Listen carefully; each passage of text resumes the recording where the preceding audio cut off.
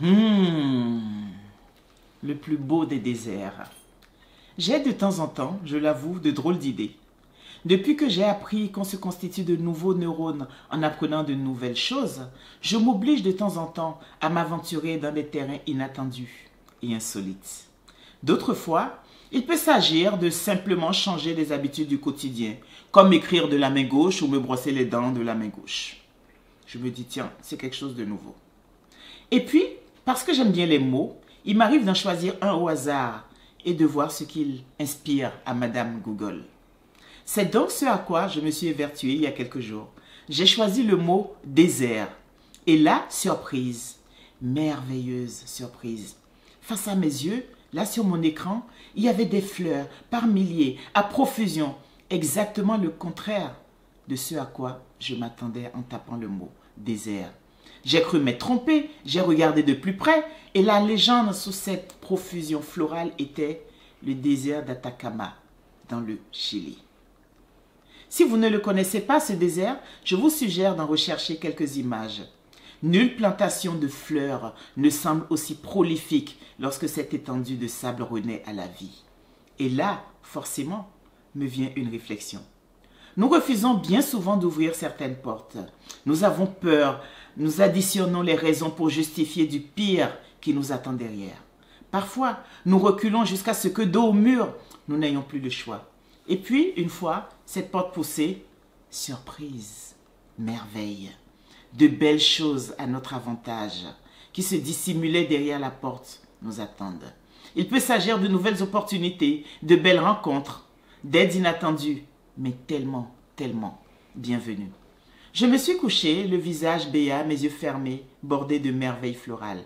Et puis, au petit matin, le verre du doute est venu enrayer cette belle mécanique, celle de mon humeur ordinairement joyeuse. Quand même, me suis-je dit, c'est bien beau, toutes ces idées pleines de positivisme et boutant dehors toute tentative de pessimisme. Parce que, dans la vraie vie, nombreux sont ceux qui ont perdu beaucoup et laissé leurs espoirs et projets futurs sombrer parce que le coup avait été trop rude, parce qu'ils n'y croyaient plus. Et puis, comme souvent, lorsque la vie veut vous implanter une idée ou une suggestion dans la tête, eh bien, elle s'y reprend à plusieurs fois. J'ai toujours écrit mes billets d'humeur en une fois et j'en ai écrit plus de 100. Or, pour celui-ci, j'ai été prise d'une immense fatigue au milieu de l'écriture et j'ai mis de côté. Ce matin, j'avais rendez-vous avec un chef d'entreprise, la soixantaine, bien tassé, le visage burilé par le vent et le soleil, des signaux de lassitude parsemant son visage. Mais quelque chose, une lumière dans son regard, piqua ma curiosité. Sans trop réfléchir, je pose cette question à cet homme que je ne connaissais pas 10 minutes plus tôt. Comment va votre entreprise? Et là, il s'anime aussitôt. J'ai failli la fermer il y a un an, me dit-il. La pandémie m'a laminé. Les commandes avaient chuté de 80%. Je faisais des insomnies chaque fois que je pensais au salaire des employés à venir et encore plus aux charges sociales à payer. Après 20 ans d'activité intense, le coup fut dur, très dur. J'avais décidé de déposer le bilan.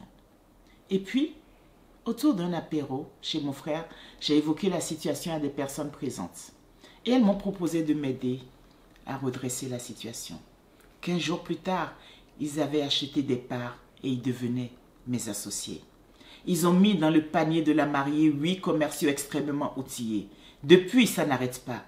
Je vais cette année tripler mon chiffre d'affaires. Par rapport à mes meilleures années, la vie est étonnante. Quand ça veut fleurir, ça fleurit vraiment de partout.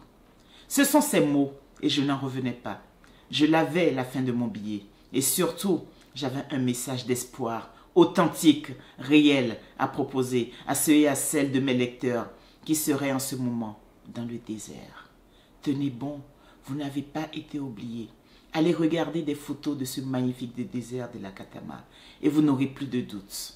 Lorsque la vie veut vous sourire, ce n'est jamais avec parcimonie.